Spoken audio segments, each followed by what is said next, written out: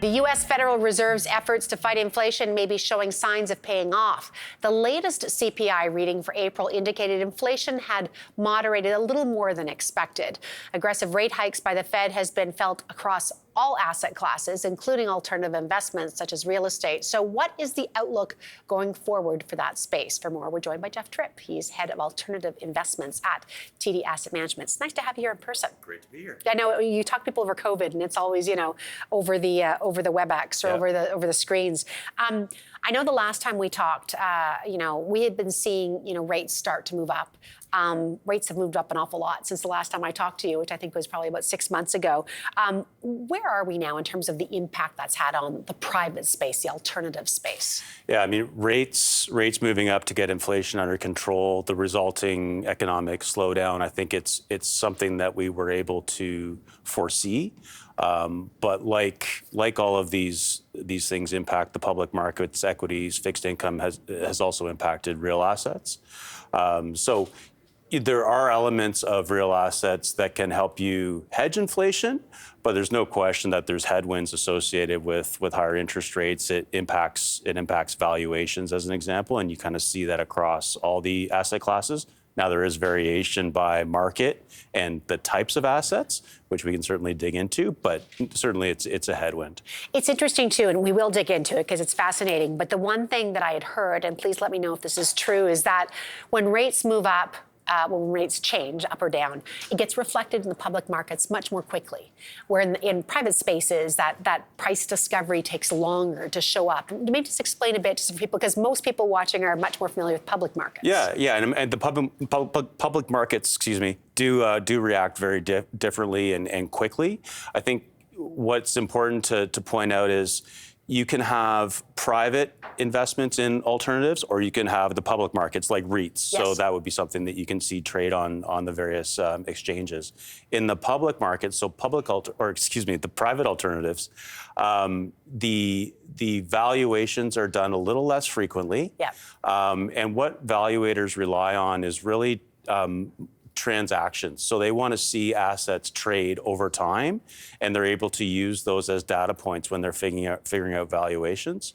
So when we saw the rapid increase in interest rates, inflation heading into a macro slowdown, the markets really did pull back. So there wasn't a lot of transaction volume. So the seeking of those data points to really roll into valuations was a little bit different or difficult, and it took some time. So we're still starting to see that play out.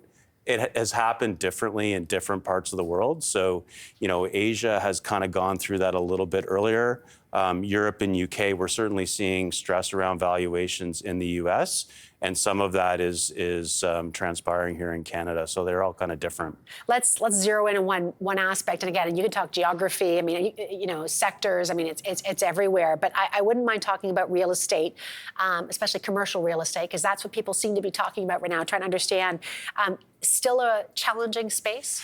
Yeah, and we're mindful of a couple things when we think about real estate, alternatives in general, but real estate. So a long-term view. So these assets are multi-generational assets. You hold them for a long period of time. Yeah. So you do have to fight the the tendency to focus on the short term and think long term.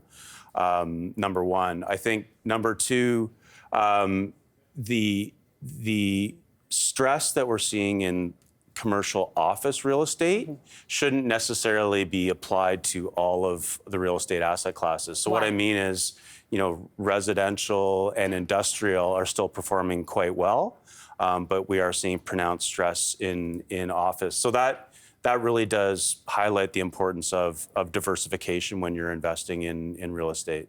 Yeah. And do you see that continuing, the stress in the office space in the next little while? Yeah, we do. And, the U.S., you can kind of delineate between the U.S. and Canada. We are seeing more stress in some of the larger gateway markets in the United States. So like L.A., Manhattan, San Francisco, the vacancy rates are quite escalated. Huh.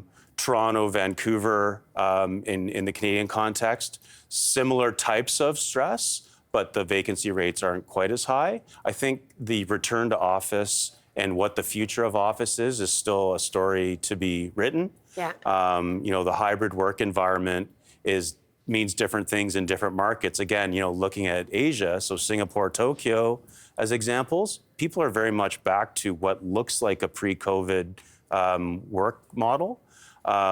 Europe, UK, maybe a little bit in the middle. US or North America, US and Canada, very much still that hybrid model. Supply of new office weighs into it. At the end of the day, we think that the well-located, high-quality office that enables employers to attract and retain talent is easy to get to, so on transit. Yeah. And it's just a nice work environment that will ultimately perform better over the long term than some of the stuff that's a little more challenged. Yeah, it's fascinating to understand how the different plays out around the world, and I'm sure a recession, meeting up with RTO is going to have its own dynamic as well as we move ahead in the next little while. What about private credit? I mean, when you look at mortgages, that type of market, with rates where they are right now. Yeah, there's been some news and stories in the media around some stress in certain areas of the private credit market. When we think about it in the context of how we approach alts or real assets, we think about quality, we think about portfolio construction and diversification. So we are quite positive on the high quality investment grade fixed term private credit space. And in the mortgage space, that diversification between, call it construction debt, so some floating rate mortgages versus term debt. Yeah. The floating rate debt enables you to adjust very quickly in an increasing interest rate environment, which, we've seen on the borrower side. Obviously, that presents a challenge, but as a lender, you do get that adjustment fairly quickly to the market. And then on the fixed rate debt, no question, interest rates are up. And I think, the market is looking for some stability on rates. If you're a borrower, you want to see that stability in interest rates. You want to understand where things are going from a macro perspective. Yeah. A little less transaction volume, in some cases, materially less transaction volume on account of the higher rates and the macro conditions. So it's a little bit of a mixed bag, but in that high quality space, both private credit and mortgages, we're quite optimistic. I wish I had you for another 2 hours, but I've only got my 1 more minute. And I need to ask you, infrastructure. When you think about energy and transportation and I guess infrastructure in other international markets, what's interesting? Yeah, so where real estate may be a little more challenged, infrastructure has been quite resilient. And I think there's a number of reasons for that. A couple of the larger ones would be just the amount of capital looking to be deployed into infrastructure, and some of those longer term themes like the transition from conventional or traditional energy generation to renewables. So those are global themes that we're seeing unfolding. Aging infrastructure in the Canadian context, so there's always a need for capital. P3, so public-private partnerships, are a great way to get large projects delivered, so hospitals, that type of thing. So there's always a need for infrastructure, and we're seeing the evolution of demand from investors to be wanting to be more exposed to the infrastructure space. I would think, and so I've only got 30 seconds, but with the infrastructure space, and there's so much demand, I would say over time, but I'm sure there's lots of dollars competing for that at the same time. I mean, what's the valuation like? And I'm sure it depends everywhere, but. Yeah, it does depend.